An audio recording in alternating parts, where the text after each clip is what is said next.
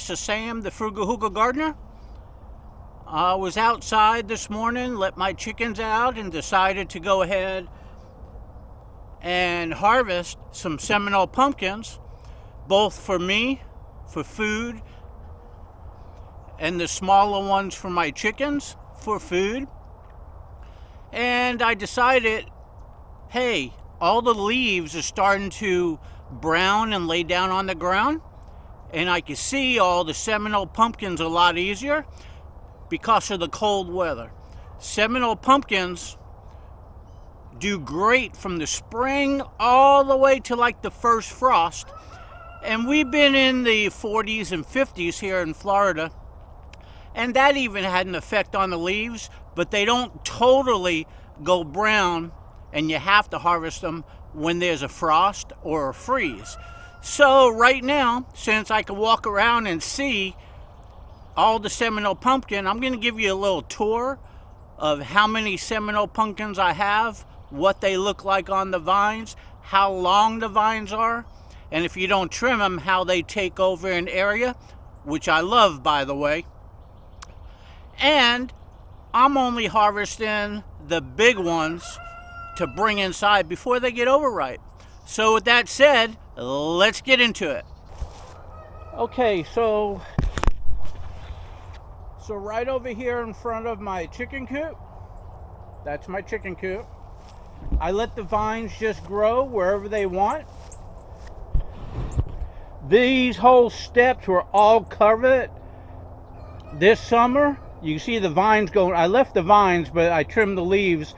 There was probably 20 Seminole pumpkins there that I harvested. And now everywhere you look, there's going to be Seminole pumpkins. They grow up and they grow over anything they could grow up and over. That's my loquat tree, and I have to put fences around everything around here because the deer will rub their antlers on the tree, scrape the bark off, and the tree will die. So as you look, as we go around, you'll see Seminole pumpkin. Some of them are overripe and rotten, but most of them are good. I just have too many to keep up with.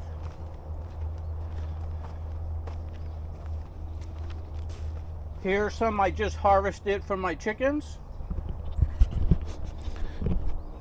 Okay, so now let's go ahead and go around my vining melon and watermelon area. Besides my entrance having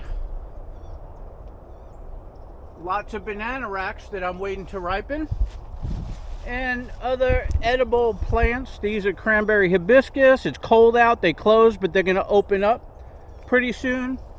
And besides like loquat trees, I'm going to stick to the subject of Seminole pumpkin. So right up in here, oh, by the way, these are my grapevines. I have grapevines going up and around, all the way down and around my garden, and all the way down that way. They're muscadine, and they're in 2 levels, and this is my vineyard. But in this area right here, it's all overgrown now because it's the winter. As I walk in, you got green ones, you got ripe ones, and I just came in here and harvested. But what I'm going to show you, besides more green ones all over, if you look, growing up to the highest point, I got a bunch hanging. There's a bunch on the ground. And we're going to get in there in a second, but you can see all those. So pretty much what I do, well, look at this one. See, this one looks ripe here, but then you come on this side and you see that green. If there's any green, I leave it until the whole thing turns orange. I'd rather them ripe on the vine if I could. And there's more blossoms.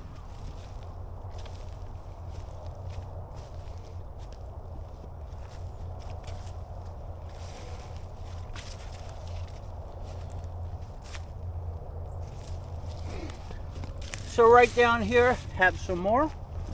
And a lot of small ones hanging up on the fence.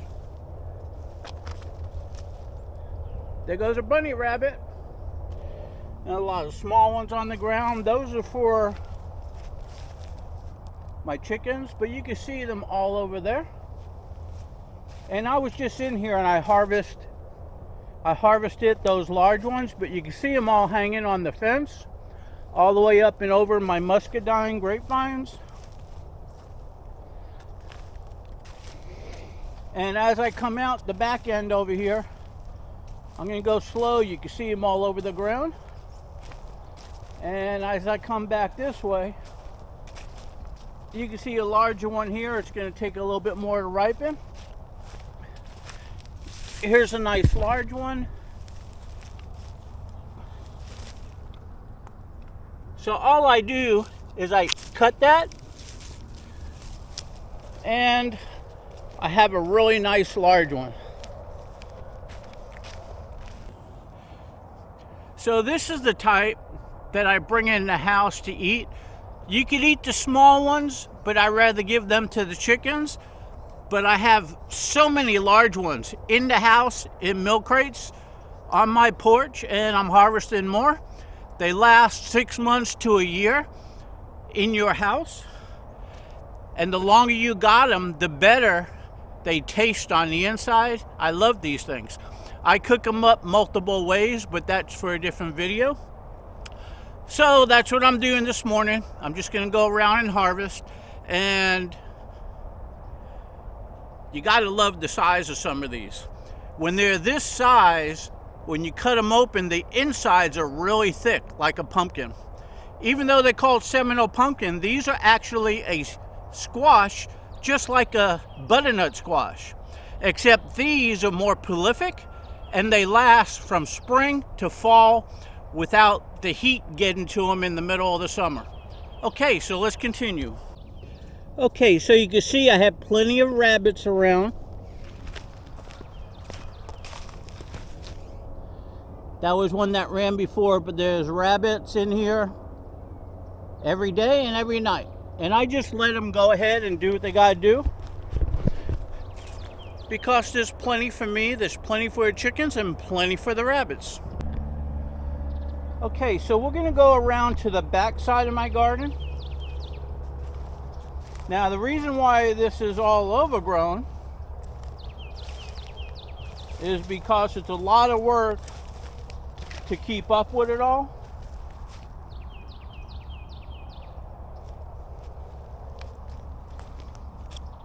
So in the spring, I'll go ahead and clean all this up back here, and that's when I plant. But just look at all these Seminole pumpkins all throughout.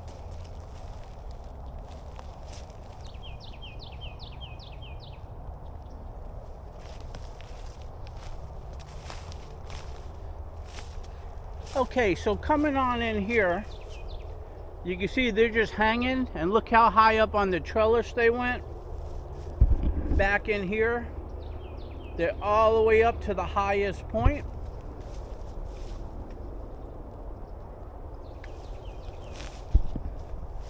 And even on this side, you see them down on the ground, and you see them climbing up.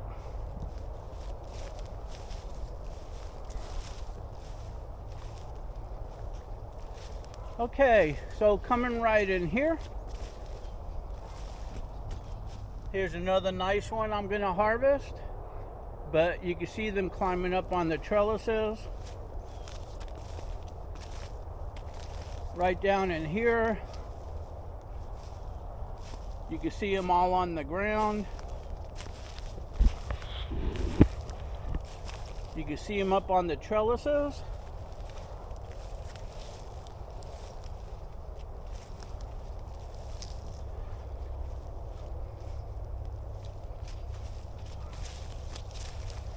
Okay, so is everybody counting? I lost count, but if you want, you could count. Play the video back and tell me how many you seen hanging.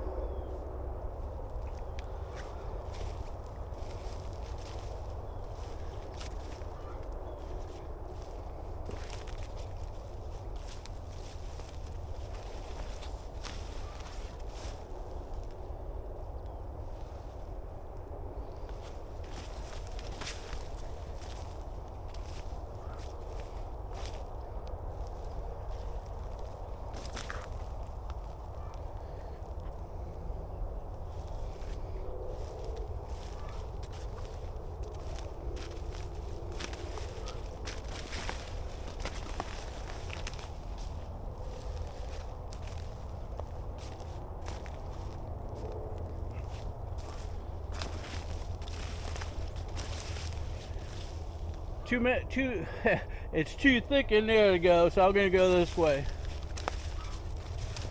Okay, so if you could guess exactly how many are in here, you win $1 million. Yeah, right. You know, I'm joking. Don't even take me serious on that. I don't have $1 million to give to you. If I did, I would. But you get the point. Look, they're hiding all over. Okay, but hold on. This is not it. We have more. Okay, so there's more hanging, and there's more down below. More under my feet. I love these ones that hang on the fence like that, but they're all down below as well, if you can see them all. But we're going to go on the inside over here, and we're going to walk this way, and you can see them. You can see them hanging up high, and wherever you walk down below, there's bunches. Now I'm only walking where the leaves, you see them all in here? I'm only walking where the leaves are starting to brown, because they're easier to see. I'm not going into the thicker sections because they're hard to see. You can see them on the fences, right by my banana racks. Gotta watch those ant mounds though. Now that's why I wear boots.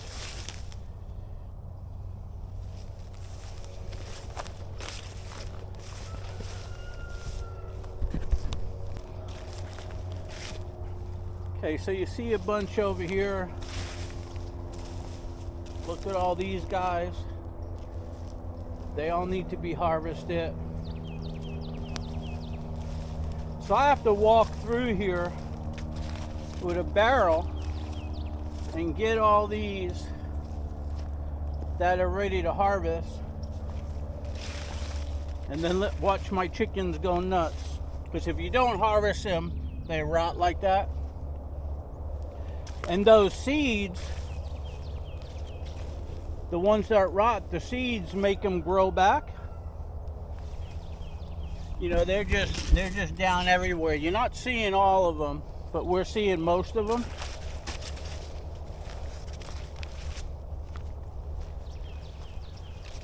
Now we're back over here by all my banana racks that are on my plants.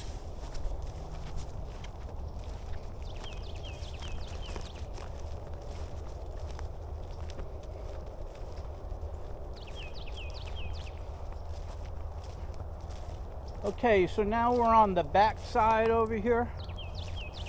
They're still all over. I'm walking around.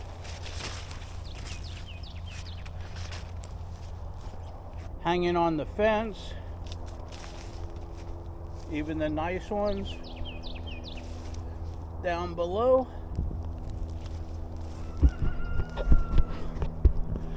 Okay, you got the point. There's a lot. Look at this view of the garden from here.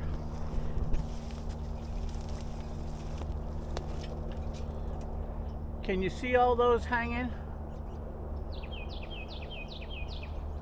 And then the back side, look on the ground, all the way up, bunches of them.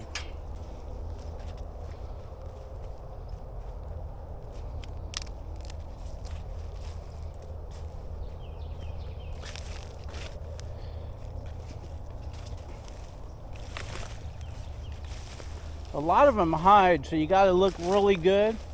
I usually take a PVC pipe so I could push all of the green and the weeds down and move them aside so I could see them, because this is just too thick in here. Okay, back where I started, I had my clippers. I clipped me some good ones. You see, I leave the stem on them. If you pluck them off and that stem's gone, right where the stem removes, that's where it's gonna go ahead and start rotting. So they last a lot longer when you got the stem on them. Okay, so I have these and I picked a bunch for my chickens. So I'm gonna chop those up and feed it to them. But let's go ahead and go inside, and I'm gonna show you the seeds that I save on these. Whenever I harvest some really good size ones, and I got some really good size ones inside and on the porch, when I go ahead and eat those, I scoop out all the seeds, I put them in a strainer, and I strain all the pulp off of them. Then I put them on parchment paper in front of a fan.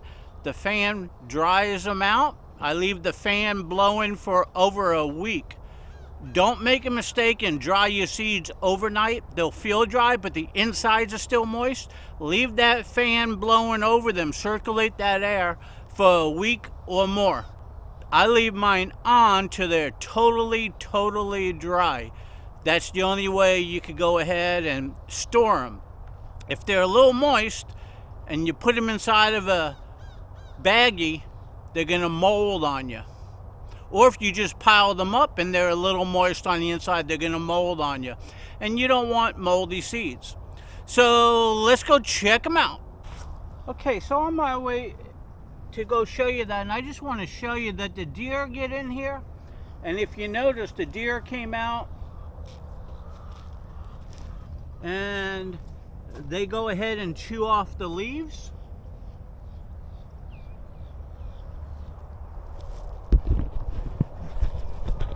Which, once again, that's okay with me. Even the deer got to eat, and I have plenty of them. Okay, so I'm inside. This is my lighting station. And as you can see, I got some nice dry seeds here on parchment paper. There's my fan that blows. I have a bunch of seeds here and a bunch of seeds here. Plus, I have containers that are marked. Like this one was a 6-pound extra large one. I saved the seeds. These are the nice large ones. So I try to label what size Seminole pumpkin they came off of. But in general, I only save the seeds to the large ones and the extra large and the jumbo. All the rest my chickens get. So when you get Seminole pumpkin, if you save the seeds, these are going to be your plant for the following season. Okay, so hey, this is Sam, the Frugal Hugel Gardener. If you liked my video, if you liked my bonus footage, give me a like, give me a share, subscribe to my channel. Come on over to my Facebook group. The link is in the description below. See you there.